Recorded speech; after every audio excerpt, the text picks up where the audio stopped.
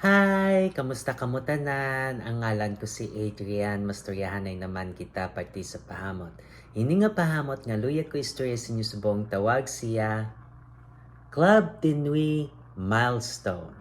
Iyan ni siya ni Armaf. Kag pwede pang lalaki, pwede pang babayi, kag kung ako pamangkuton mo, tani para sa tanan pwede siya. No. Ano ni siya kung simutan. Bali, ara ka sa duyan-duyan, tupad mo ang dagat, tupad mo kahoy, kag bulak, kag mga prutas. No? To kanami siya, no? Pahuway lang siya, kay kalma lang ni bala nga pahamot. Ang kalabanan masimutan mo ang dagat, kag mga prutas nga do pareho sing sandiya. No? Angay gid ni siya sa init nga panahon, nang mainit gid.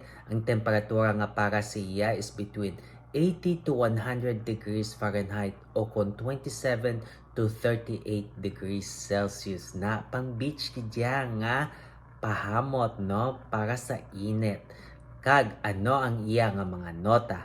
For the top, we have sea notes, red fruits, kag bergamot na masimutan mo gid ang dagat. Kag ang red fruits, bali siguro ng synthetic nga sandiya ang ginuusar nila. Kay do sandiya siya kung simutan. Kag may bergamot siya nga kanami na nga citrus. For the mid, we have violet, white woods, kag sandalwood no, ang mga kahoy nga hamot kag butang nila white woods matsyag ko synthetic man nga do makasimot ka sing pagkakahoy nga hamot pero hindi man gid makusog, no, mas kusog pagani ang violet kag for the base we have musk, ambroxan, kag vetiver ang musk kag ambroxan gabulig na siya magkusog kag magbuga ang pahamot kag may vetiver siya, may pagkahilamon